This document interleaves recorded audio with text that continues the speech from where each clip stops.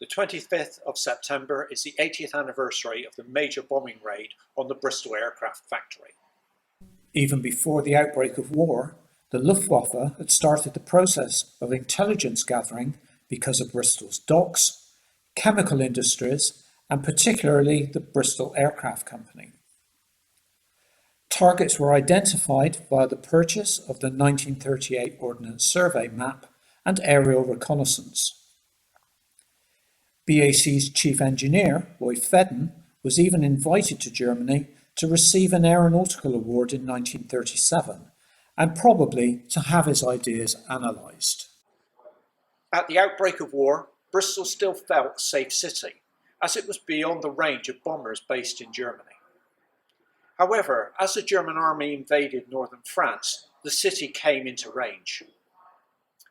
The major air raid on the Filton Works occurred on Wednesday, the 25th of September 1940.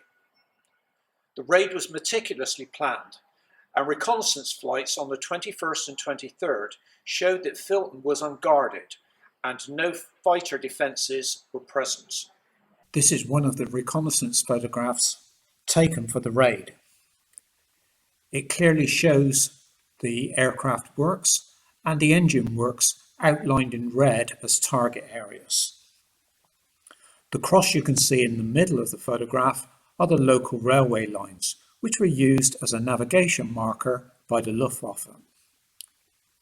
For identification, I've placed a yellow dot to mark the location of the museum. 58 Heinkel 111 bombers and an escort of 40 long-range Messerschmitt Bf-110 fighters flew towards Filton in 3 V formations from bases in France and the Channel Islands. The attack was led by Gruppencommander Major Friedrich Kless. The bomb group used the pier at Weston-super-Mare as a navigation marker, then the mouth of the River Avon. Anti-aircraft guns from Portbury opened fire and hit one of the bombers, causing it to crash at Fayland. In clear blue skies, the remaining 57 planes turned east towards Filton at 15,000 feet. The time was 11:48. A worker at the time, Arthur Chilton, described to me the attack. The air raid warning signal of marching through Georgia sounded, and we started to walk towards the shelters. We thought it was just another false alarm. Some of the workers even started towards the gates to go home for their lunch breaks. When we got outside, we could see the bombers high above us, so we began to run. As I reached the shelters, I had the choice to go to the left shelter or to the right. I went right, and as I reached the doorway, a bomb detonated on the other shelter. I was blown the length of the shelter by the blast and badly injured. If I had turned the other way, I would have been killed. The raid lasted just 45 seconds, but around 82 tons of high explosive bombs and 6 tons of oil incendiary bombs were dropped. This is one of the bombs that was dropped. It failed to explode and was later recovered, defused and made safe. It is now on display in the museum. Reports indicated that over 70 died in the shelters and another 166 injured. The scene at the shelter was horrific, with dead, dying and injured lying all around. Serious damage was caused to the aircraft works and the east engine works.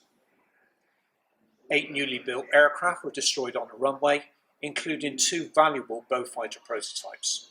Damage also occurred to housing in the surrounding area. This house was in Northville Road, about a mile south of the works. A total of 132 died in the attack and 315 injured. September the 27th saw the Luftwaffe attempt a follow-up raid, but by now defences had been increased. The aircraft were driven off by Hurricanes of 504 Squadron, leading to a dogfight over the city. This photograph was taken from one of the defending Hurricanes and shows tracer bullets hitting one of the Heinkel bombers. German propaganda reported that the Filton works had been totally destroyed. However, aircraft production resumed just a couple of days after the raid. The air raid sirens sounded a total of 561 times in Bristol to cover 77 raids. Approximately 1,300 people were killed, and many thousands of buildings and residential housing had been damaged or completely destroyed. This picture shows the remains of the air raid shelters at the eastern end of the old runway, alongside the A38. They are now overgrown, but you can just make out the domed roofs of the air raid shelters and the air vents sticking up.